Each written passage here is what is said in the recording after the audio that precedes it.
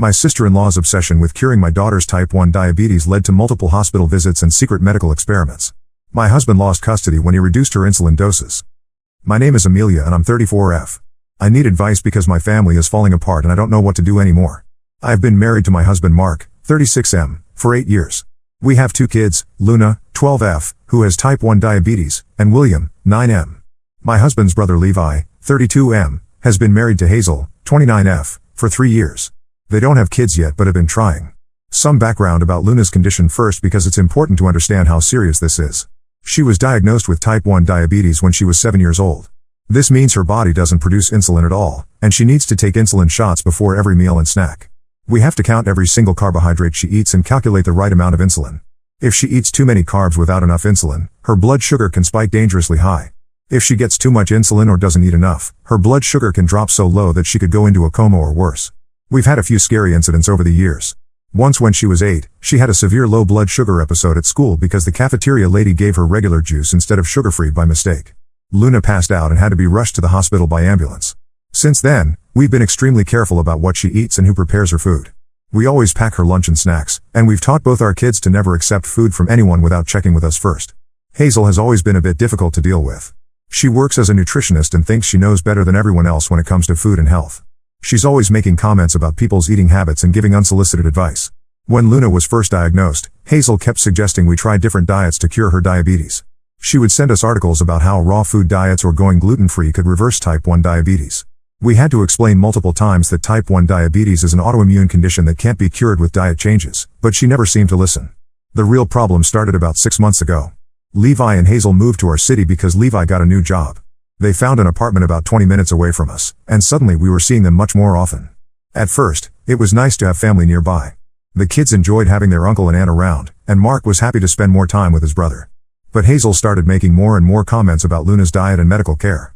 She would say things like Luna looked pale and tired, and maybe we should try giving her more natural foods instead of relying on insulin. She kept bringing up stories about people who had supposedly cured their diabetes with special diets or supplements. Every family dinner became a lecture about how we were harming Luna by not exploring alternative treatments. Mark and I tried to be patient with her. We explained Luna's condition many times. We showed her articles from reputable medical sources about type 1 diabetes. We even had Luna's endocrinologist write a letter explaining why alternative treatments wouldn't work for her condition. Nothing seemed to get through to Hazel. She would nod and agree during our conversations, but then the very next time we saw her, she would start up again with the same suggestions. The situation got worse when Hazel started bringing special foods to family gatherings that she claimed were perfect for Luna.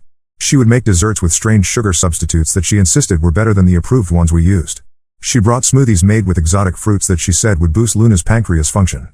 Every time, we had to politely decline and explain that we needed to stick to Luna's established meal plan. Hazel started acting hurt and offended when we wouldn't let Luna try her special foods. She would make comments about how we didn't trust her professional expertise as a nutritionist. She said we were being overprotective and preventing Luna from living a normal life. Levi would usually stay quiet during these conversations, but I could see he was getting uncomfortable with the tension.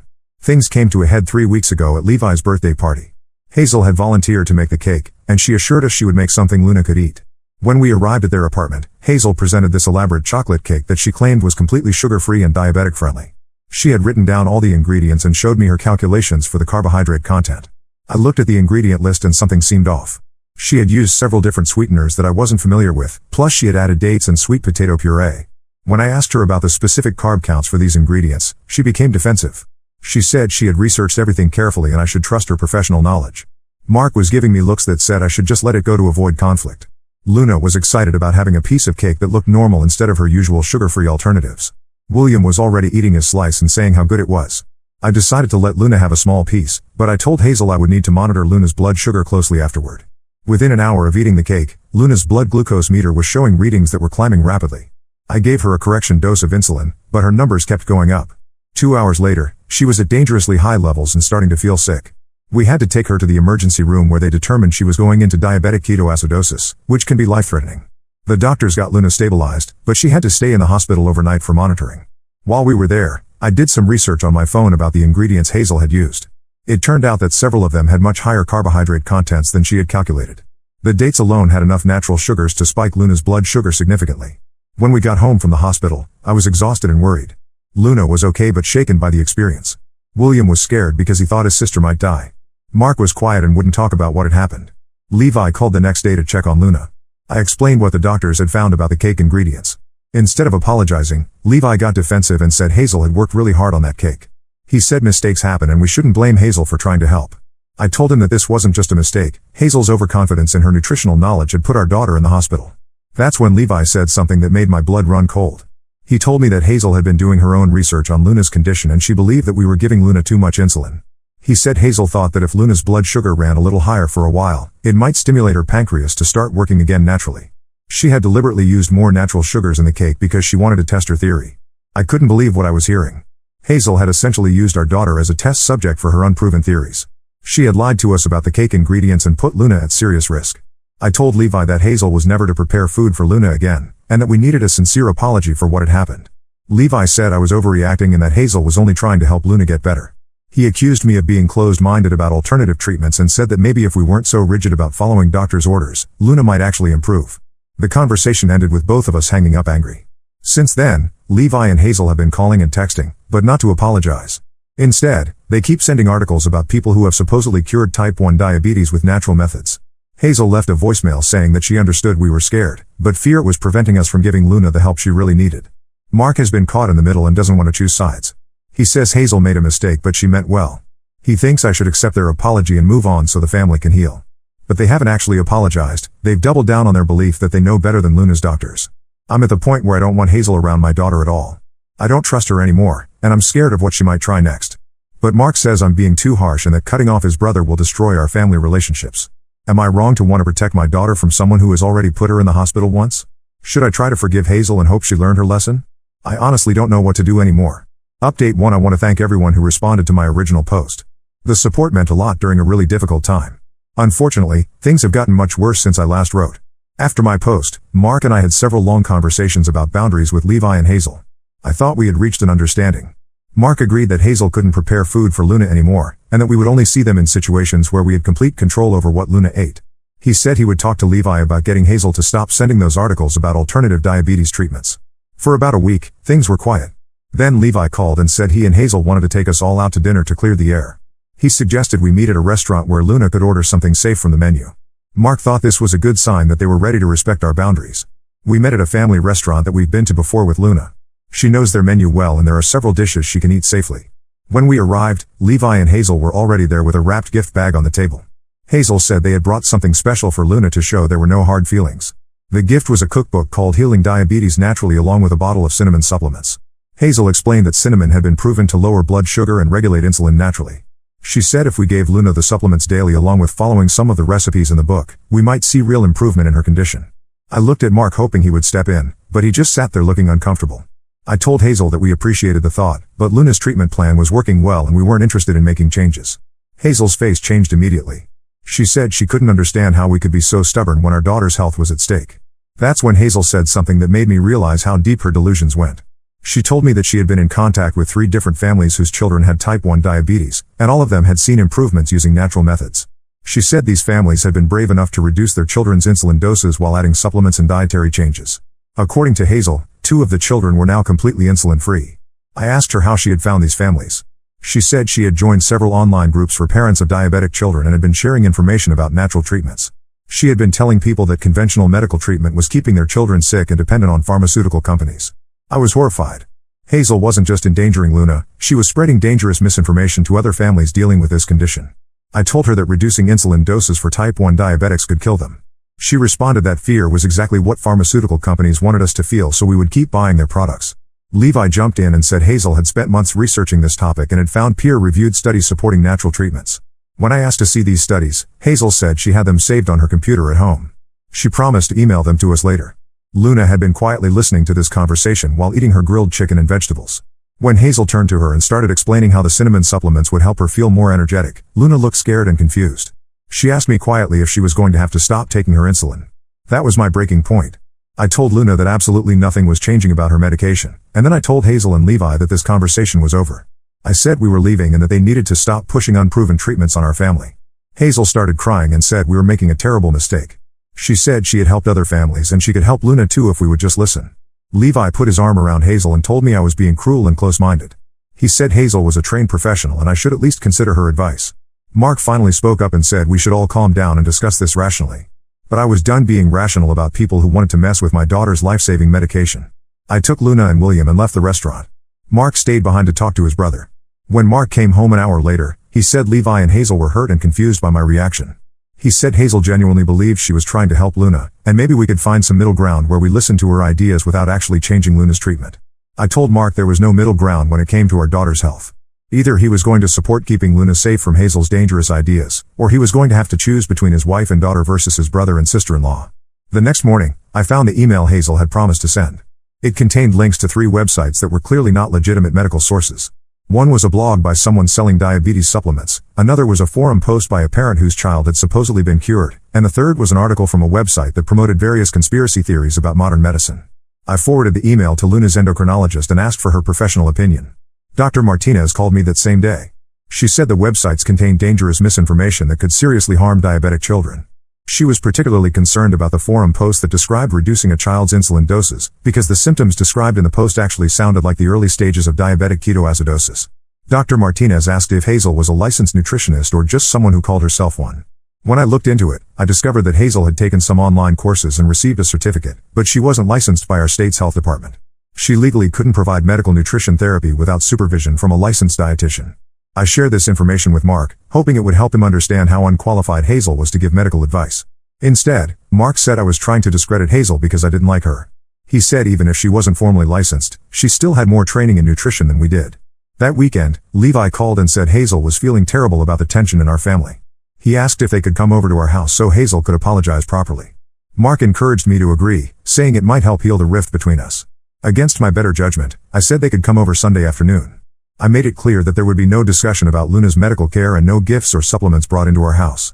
They arrived with flowers for me and a regular toy for Luna, a craft kit that had nothing to do with diabetes or health. For the first hour, everything seemed normal. Hazel apologized for pushing too hard and said she understood our concerns. She said she just cared about Luna and wanted her to have every possible option for getting better. Then William innocently mentioned that Luna's blood sugar had been running a little high that week because she was getting over a cold. Hazel's eyes lit up immediately. She said high blood sugar during illness was actually a sign that Luna's body was trying to heal itself naturally. She suggested we might want to reduce Luna's insulin slightly during sick days to let her natural healing processes work better. I stood up and told Levi and Hazel they needed to leave immediately. Hazel started protesting that she was just making a casual observation, not giving medical advice.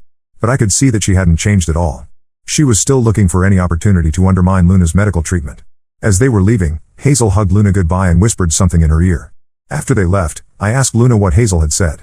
Luna looked worried and told me that Hazel had said she should pay attention to how she felt after taking insulin because her body might be trying to tell her she didn't need as much. That night I called Levi and told him that Hazel was no longer welcome in our home or around our children. I said if he wanted to see us, he could visit alone, but Hazel's obsession with changing Luna's medical care had crossed too many lines. Levi said I was tearing the family apart over misunderstandings and personality conflicts. He said Hazel cared more about Luna than I realized, and someday I would regret pushing away someone who was trying to help. Mark has been sleeping in the guest room since the conversation. He says I've put him in an impossible position and he doesn't know how to fix things with his brother. But I refuse to compromise when it comes to protecting my daughter from someone who could seriously harm her. Update 2: I wish I could say things had gotten better, but the situation with Hazel has escalated in ways I never expected. The events of the past few weeks have shown me just how deep her obsession with Luna goes. After I banned Hazel from our house, Levi continued visiting alone for a while. Mark seemed relieved that he could maintain a relationship with his brother without the constant tension around Hazel. Levi would come over for dinner or weekend barbecues, and everything felt relatively normal. But I started noticing that Levi would ask a lot of questions about Luna's daily routine. He wanted to know what time she checked her blood sugar, when she took her insulin shots, and what she ate for her snacks. At first, I thought he was just trying to understand her condition better. He had never shown much interest before, so I was actually pleased that he seemed to care. It wasn't until Luna mentioned something strange that I realized what was really happening. She told me that Uncle Levi had been asking her private questions about how insulin made her feel and whether she ever felt like she didn't need it. He had also been telling her stories about kids who had gotten better from diabetes by eating different foods. When I confronted Levi about this, he claimed he was just making conversation with his niece. But I could tell he was uncomfortable. I told him that discussions about Luna's medical condition were off limits, and if he couldn't respect that boundary, he wouldn't be welcome either. Levi stopped visiting after that conversation, but the problems didn't end there. Luna started receiving packages addressed specifically to her. The first one contained a children's book about a girl who cured her diabetes by eating only natural foods. The second package had vitamin gummies that were supposed to support pancreas function. Each package included a note saying it was from someone who cared about her health. The packages weren't signed, but it was obvious they came from Hazel. When I called Levi to ask him to make Hazel stop, he claimed he didn't know anything about packages. He said maybe Hazel was trying to maintain a connection with Luna since I had cut off all other contact. I told Levi that sending medical supplements to a child without her parents' permission was completely inappropriate. He said Hazel was just trying to show she cared, and maybe if I wasn't so hostile toward her, she wouldn't have to resort to mailing things. The packages kept coming. Luna received herbal teas, sugar-free candies made with questionable ingredients, and even a glucose meter that Hazel claimed was more accurate than the one prescribed by Luna's doctor. I had to explain to Luna that she couldn't use any of these items because they weren't part of her treatment plan. Luna started asking why Aunt Hazel kept sending her things she couldn't use.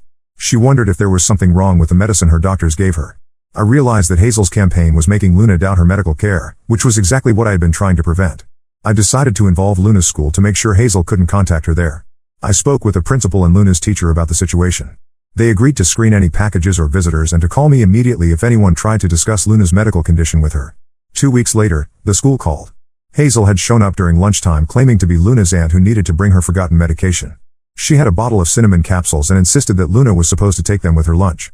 The office staff followed protocol and refused to let Hazel see Luna, then called me immediately. When I arrived at the school, Hazel was still in the parking lot. She approached me and said she had been trying to help Luna because her blood sugar readings were probably inaccurate. She had somehow obtained Luna's glucose log from the previous month and was analyzing the numbers. According to Hazel, Luna's readings were too stable, which meant the insulin was suppressing her body's natural healing abilities. I asked Hazel how she had gotten Luna's medical information. She said Levi had taken photos of Luna's glucose meter one day when he was visiting and had shared them with her so she could provide professional analysis. That revelation shook me more than anything else that had happened. Levi had been secretly gathering Luna's private medical data and sharing it with Hazel. They had been working together to undermine Luna's treatment behind our backs. I drove straight to Levi's workplace and confronted him in the parking lot. He admitted that he had been sharing information with Hazel because he was worried about Luna too. He said Hazel had convinced him that Luna's doctors might not be giving her the best possible care, and they needed more information to help us understand our options.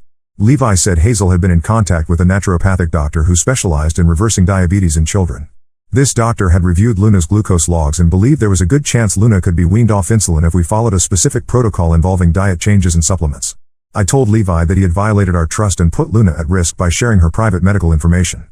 He said he was trying to save Luna from a lifetime of dependency on insulin injections. He believed Hazel had found a way to actually cure Luna instead of just managing her condition. When I got home, Mark was waiting with a serious expression. Levi had called him and explained his side of the story. Mark said his brother was genuinely trying to help Luna, and maybe we should at least meet with Hazel's naturopathic doctor to hear what he had to say. I couldn't believe Mark was still considering Hazel's ideas after everything that had happened.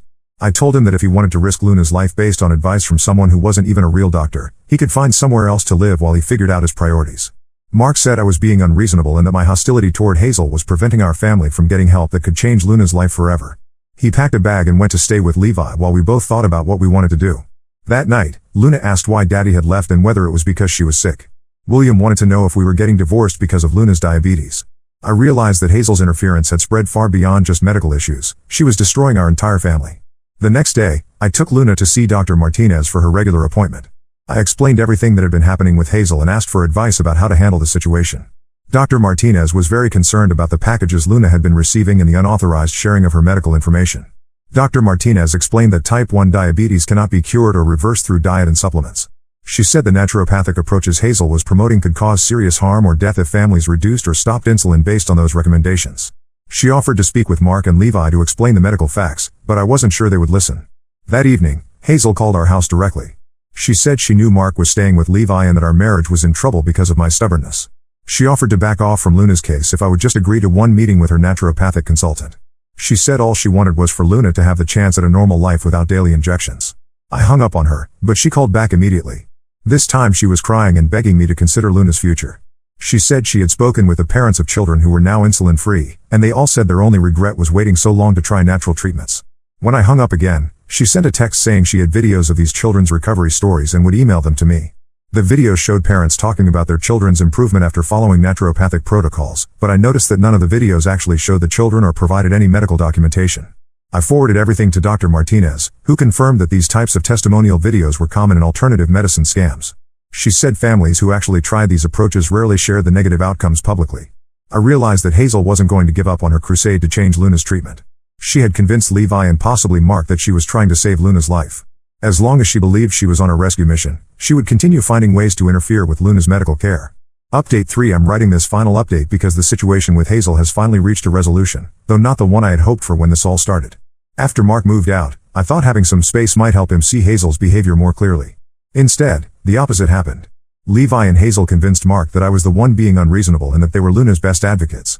Mark started bringing Luna to visit Levi's apartment on his custody weekends, which meant she was around Hazel again despite my objections. The first time this happened, Luna came home with a new glucose meter that Hazel claimed was more accurate than her prescribed one. Luna was confused about which meter she was supposed to use and worried that her regular one might be giving wrong numbers. I had to take her back to Dr. Martinez to confirm that her original meter was working correctly and that Hazel's replacement was actually less reliable. I tried to get a court order preventing Mark from taking Luna around Hazel, but the family court judge said I needed to prove that Hazel posed a direct threat to Luna's safety. The judge viewed the birthday cake incident as a mistake rather than intentional harm, especially since Hazel wasn't trying to hurt Luna according to Mark's testimony. Meanwhile, the packages addressed to Luna continued arriving. Hazel had moved on from supplements to sending books and DVDs about children who had supposedly recovered from various medical conditions through natural healing. She also sent Luna a journal with instructions to write down how she felt after taking insulin so she could track whether the medication was helping or hurting her. Luna started having nightmares about her insulin injections. She would ask me if the medicine was actually making her sicker like Aunt Hazel said. She wanted to know why we couldn't just try the natural treatments for a little while to see if they worked.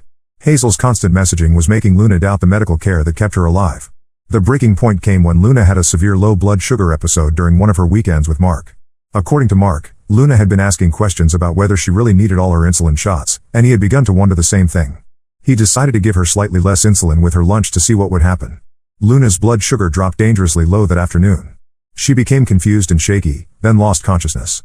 Mark had to call an ambulance, and Luna spent another night in the hospital while doctors stabilized her blood glucose levels. While Luna was in the hospital, Dr. Martinez pulled me aside and said she was required to report the incident to Child Protective Services. She explained that deliberately giving a diabetic child insufficient insulin constituted medical neglect, even if the parent thought they were helping. The CPS investigation revealed the extent of Hazel's influence on Mark's decisions. Mark admitted that Hazel had convinced him Luna was receiving too much insulin and that her doctors were keeping her unnecessarily dependent on medication. He had been gradually reducing Luna's doses during his custody weekends to test Hazel's theories. The caseworker interviewed Luna about her living situation and medical care. Luna told them about all the packages from Aunt Hazel and the confusing messages about not needing her insulin. She said she didn't know who to believe about her medicine anymore. CPS determined that Mark could not safely care for Luna while he continued to follow Hazel's medical advice. They suspended his overnight custody and required him to complete a course on type 1 diabetes management before he could have unsupervised visits again. Mark was furious about losing custody and blamed me for involving the authorities. He said I had destroyed our family over a disagreement about treatment approaches. Levi and Hazel were equally upset and claimed I was using the legal system to punish them for caring about Luna. But the CPS intervention had one positive effect. It forced Mark to take a step back from Hazel's influence and really examine what had been happening. The diabetes education course included information about the dangers of alternative treatments and testimonials from families who had lost children to naturopathic protocols. Mark called me after his third class and admitted that he had been wrong to experiment with Luna's insulin doses. He said the instructor had shown examples of websites and testimonials similar to the ones Hazel had been sharing, and he finally understood how manipulative and dangerous they were. Mark asked if we could try marriage counseling to work through what had happened. He said he wanted to rebuild trust and be a good father to Luna, but he didn't know how to repair the damage he had caused. He also said he was ready to cut contact with Levi and Hazel if that's what it took to protect Luna and fix our marriage. I agreed to counseling, but I told Mark that Hazel could never be around Luna again, regardless of what happened with our marriage. Mark said he understood and was prepared to choose Luna's safety over his relationship with his brother. Levi was not happy about Mark's change of heart. He accused Mark of abandoning Hazel when she needed family support the most. He said Hazel had been trying to save Luna's life and didn't deserve to be treated like a criminal for caring too much. The last contact I had with Levi was when he called to tell me that he and Hazel were moving to another state. He said our city held too many painful memories of family members turning against each other. He blamed me for destroying the relationships between all of us and said Hazel was devastated that she couldn't help Luna anymore. I didn't respond to Levi's call, and I haven't heard from either of them since they moved. Luna asks about Uncle Levi sometimes, but she seems relieved that no one is questioning her medical care anymore. She's back to trusting her doctors and following her treatment plan without worry. Mark and I are still in counseling, working through the trust issues created by his decision to experiment with Luna's insulin. Some days are better than others, but we're both committed to making sure nothing like this ever happens again. Mark has learned to recognize manipulative medical misinformation and stands firm against anyone who questions Luna's treatment. Luna is doing well medically and emotionally. Her blood sugar control is excellent, and she stopped having nightmares about her insulin injections. William seems happier now that the adults aren't constantly arguing about medical treatments. I don't know if Levi and Hazel learned anything from this experience. Part of me hopes they found proper support for whatever was driving Hazel's obsession with fixing other people's medical conditions. But mostly I'm just grateful that they're no longer in our lives where they could cause harm to Luna or other children. The whole experience taught me that sometimes protecting your family means being willing to be seen as the unreasonable one. I'm sure Levi and Hazel still tell their version of this story where I'm the villain who prevented them from saving Luna. I can live with that as long as Luna stays healthy and safe. Now let's move to the next story. Story 2. I saw my Mill with a strange man at the mall and decided to follow her. I never expected to uncover her secret meetings with her ex. I, 32F, have been married to my husband Bob, 34M, for 5 years now, and until recently, I thought we had a great relationship with his parents. My father-in-law David, 60M, has always been incredibly supportive of us. He helped us with the down payment on our house, babysits our 3-year-old daughter Emma whenever we need help, and has generally been the perfect grandfather and father-in-law. My mother-in-law Samantha, 58F, was also great initially, though she could be a bit controlling at times. Some background is needed here. Samantha was previously married to a man named James, 59M, in her early 20s. They were college sweethearts and got married right after graduation. The marriage only lasted 2 years because they wanted different things. Samantha wanted kids immediately, while James wanted to focus on his career first. They divorced, and Samantha met David shortly after. They've been married for 35 years and have 2 children, my husband Bob and his sister Lisa, 31F. I never knew much about James until recently. Samantha rarely talked about her first marriage, and when she did, she always made it sound like it was a mistake of her youth. David never seemed bothered by Samantha's past, and James was never mentioned at family gatherings. Bob and Lisa knew about him but had never met him, as far as I knew. Everything started last month when I was at the Pine Valley Mall. I had gone there to return some clothes and was heading to the food court when I spotted Samantha at the Starbucks. She was sitting with a man I didn't recognize, and something about their interaction caught my attention. They weren't just having a casual conversation. Samantha was laughing at everything he said, touching his arm frequently, and had that flirtatious body language that was impossible to miss. I know I should have probably just walked away, but something felt off. Samantha was supposed to be at her book club that afternoon. She had mentioned it during our Sunday family dinner just 2 days before. I decided to sit at a nearby table and observe them for a while. The man looked to be around Samantha's age, well dressed in a business suit, and they seemed very comfortable with each other. What really set off alarm bells was when he reached across the table and wiped something off her face. It was such an intimate gesture. They spent nearly 2 hours at the cafe, and their behavior became increasingly flirtatious. When they finally got up to leave, I saw them walk to the parking lot together. Before getting into their separate cars, they hugged goodbye, but it wasn't a friendly hug. He kissed her on the cheek, lingering there for a moment, and they held hands while saying goodbye. I took several pictures throughout their meeting because I knew this wasn't normal behavior for a married woman, and I had a feeling no one would believe me without proof.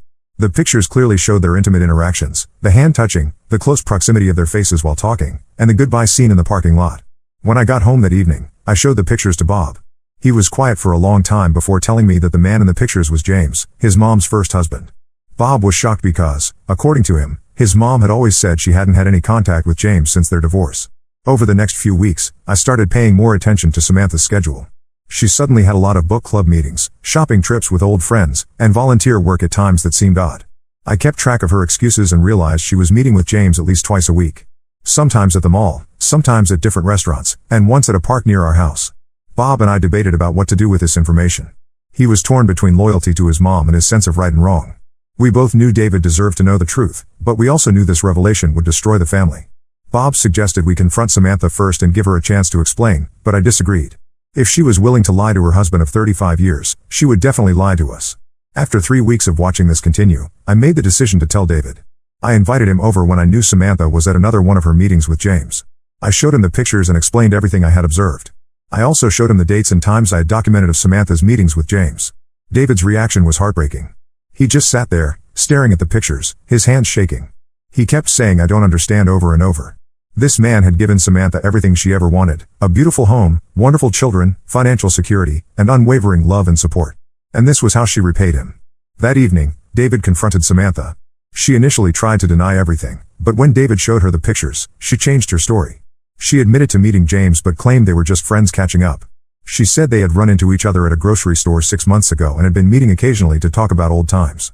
But if they were just friends, why did she lie about where she was going? Why did she hide these meetings from everyone?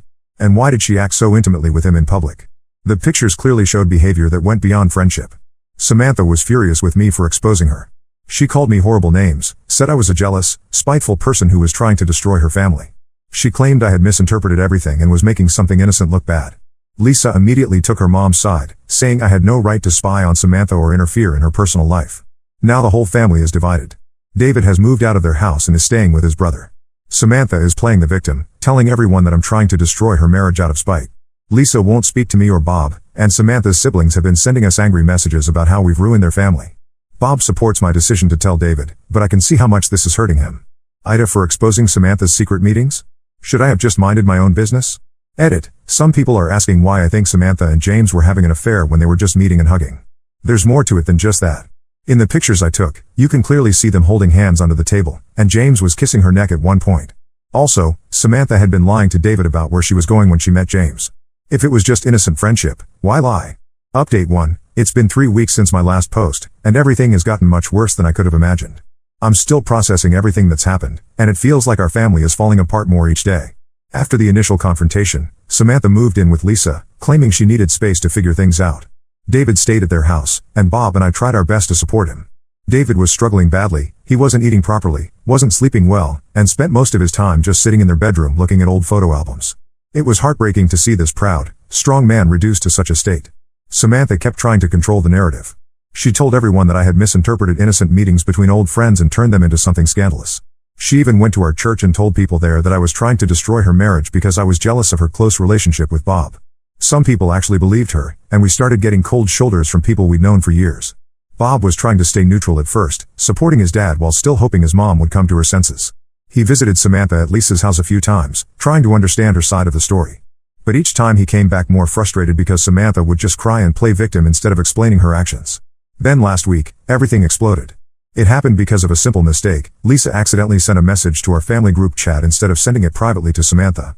The message read, "Mom, I found a perfect apartment for you and James. It's in the River Heights area, close to his office. His divorce will be final next month, so the timing works perfectly. You can start moving your things gradually before David notices anything missing." The message also had pictures of a luxury apartment attached. Before Lisa could delete it, everyone in the family had seen it. Bob immediately called Lisa, but she denied him access to Samantha. That's when all the truth started coming out. Samantha finally admitted everything. Apparently, she ran into James at a college reunion 6 months ago. According to her, seeing him brought back all her old feelings. They started meeting secretly, and soon realized they were still in love. James confessed that he had regretted letting her go all those years ago, and now that his kids were grown up, he was ready to be with her. The most shocking part was that Samantha had been planning to leave David for months. She and James had it all mapped out. He would divorce his current wife, who had no idea about any of this. They would both sell their houses, and then buy a place together. Samantha had already started moving some of her jewelry and important documents to Lisa's house. When Bob asked Lisa how long she had known about this, she broke down and admitted she'd been helping her mom plan this since the beginning. She had been covering for Samantha's meetings with James, helping her look for apartments, and even helping her set up a secret bank account to transfer money into. Bob was devastated by Lisa's betrayal. They had always been close despite their different personalities. He couldn't understand how his sister could help destroy their family like this. When he asked her why, Lisa said she just wanted their mom to be happy, and she believed Samantha and James were meant to be together.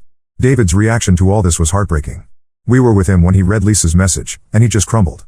He kept asking what he had done wrong, why wasn't he enough, whether Samantha had ever really loved him or if he had just been a replacement for James all these years. He started going through old photos and videos, questioning every happy moment they had shared. The next day, Samantha officially filed for divorce. She didn't even have the decency to tell David personally. He found out when the papers were served to him at work. She's now openly dating James, posting pictures of them together on social media, acting like she's finally found her happiness. Lisa has completely cut off contact with Bob and me. She sent us a long message saying we had no right to interfere in her mom's life and that true love shouldn't be denied just because of societal expectations. She accused us of being judgmental and said if we really loved Samantha, we would want her to be happy. Samantha's side of the family is making our lives miserable. They're spreading rumors about me, saying I fabricated the whole thing because I was jealous of Samantha's wealth and social status. Some of them have even started calling our mutual friends, telling them not to trust me because I'm a homewrecker. Bob is trying to stay strong, but I can see how much this is hurting him. He lost his mom, sister, and half his extended family in one go. He keeps saying he supports my decision to expose the truth, but sometimes I catch him looking at old family photos with tears in his eyes. The only small positive in all this is that David's family has been incredibly supportive.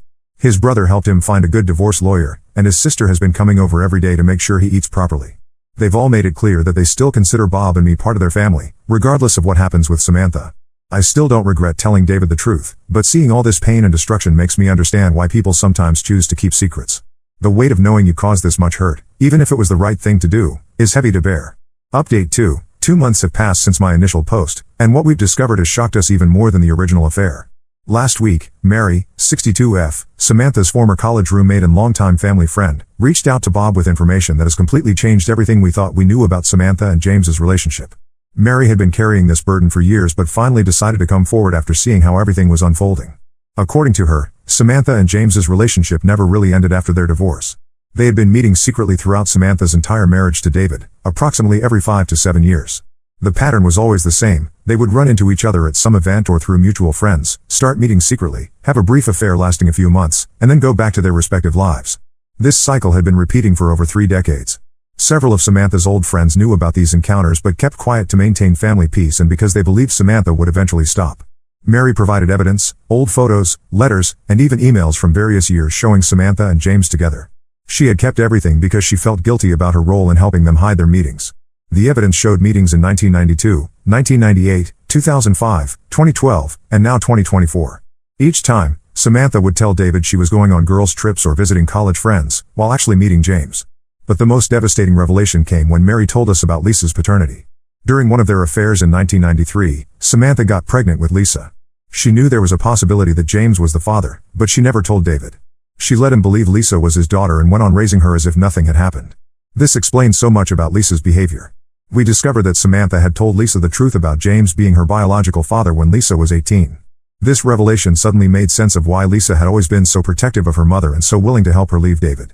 She wasn't just helping her mom find happiness, she was helping her biological father too. Bob was devastated by this news and immediately got a DNA test done.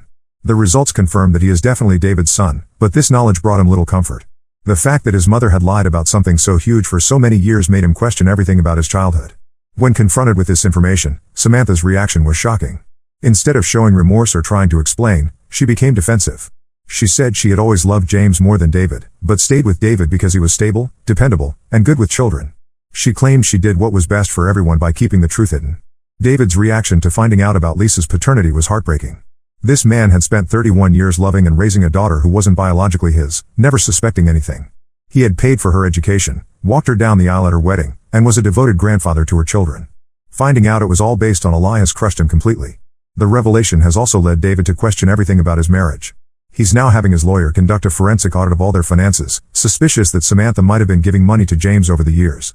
They've already found some unexplained withdrawals from their joint accounts that coincide with the years Mary mentioned. Lisa's reaction to her paternity becoming public knowledge has been mixed. She's angry at Mary for revealing the secret, but she can't deny anything because she's known the truth for years. She's still supporting Samantha, claiming that biology doesn't matter and that what's important is that David got to be her father for 31 years. Bob hasn't spoken to Lisa since finding out she knew about her paternity and kept it secret.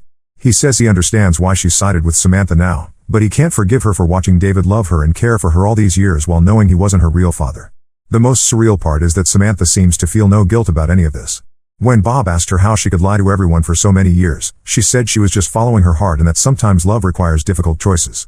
She's still living with Lisa and openly dating James, acting as if this was all just an inevitable conclusion to her love story. David is now considering legal action against both Samantha and James for the years of deception. His lawyer is looking into whether James's knowledge of Lisa's paternity and their ongoing affair could impact the division of assets in the divorce. Update 3. It's been 6 months since everything came to light, and the situation has finally reached its conclusion, though not in the way anyone expected. The whole truth has come out, and the consequences have been severe for everyone involved, especially Samantha. The forensic audit David's lawyers conducted revealed shocking financial details. Samantha hadn't just been meeting James over the years, she had been financially supporting him too. They found transfers totaling almost $200,000 from David's retirement savings to various accounts linked to James. Samantha had been systematically stealing from her husband for years, taking small amounts that wouldn't be immediately noticeable. The money trail showed regular transfers coinciding with James's business troubles. Apparently, James wasn't as successful as Samantha had made him out to be. His thriving medical practice had been struggling for years, and Samantha had been helping him stay afloat with David's money. She even helped pay for his children's college tuition while hiding it from David. David's lawyer is now handling both the divorce and criminal charges for financial fraud. Samantha could face serious legal consequences for the theft. She tried to claim that David had known about the transfers, but their financial advisor confirmed that David had never authorized any of these transactions. Samantha and James are living together now, but their perfect reunion isn't going as planned. James's divorce was messy once his wife discovered the full extent of his relationship with Samantha. She got 75% of their assets and primary custody of their teenage children, who want nothing to do with their father or Samantha. James's medical practice is struggling even more now that the scandal has become public in their community. Samantha's reputation has been completely destroyed. Most of her friends have distanced themselves from her, especially after learning about her decades of deception. She's been asked to step down from her position on the church board and the local charity committee she chaired. Even her bridge club, which she'd been part of for 20 years, asked her not to return. The biggest change came in Lisa's behavior. When the financial fraud came to light, she finally started to see her mother's actions clearly. Finding out that Samantha had been stealing money meant for her siblings' college funds was apparently the last straw. She's now talking to David again, realizing that the man who raised her showed more love and integrity than her biological father ever did. Lisa tried to apologize to Bob for her role in everything, but he's not ready to forgive her yet. The revelation that she knew about her paternity for years and watched David love her unconditionally while helping Samantha deceive him is something Bob is still struggling to process. He told her he needs time and distance before he can consider having any relationship with her. David is doing much better now. He's focusing on rebuilding his life and has started traveling with his brother. He's also taking steps to protect his assets and has updated his will to ensure Bob and his grandchildren are provided for. Despite everything, he's still trying to maintain a relationship with Lisa's children, showing what a truly good man he is. Bob and I have gone completely no contact with Samantha. We blocked her on everything after she tried to blame me for destroying her reputation by exposing her affair. She even showed up at our house drunk one night, screaming about how I had ruined her life. We had to call the police to remove her, and now we have a restraining order against her. I still don't regret exposing the truth, even though it caused so much pain. The last 6 months have shown me that sometimes doing the right thing hurts, but living with lies hurts more. Samantha's actions have torn this family apart, but at least now everyone knows the truth and can start healing. David said something the other day that really stuck with me: better to be hurt by the truth than comforted by a lie. After everything that's happened, I couldn't agree more.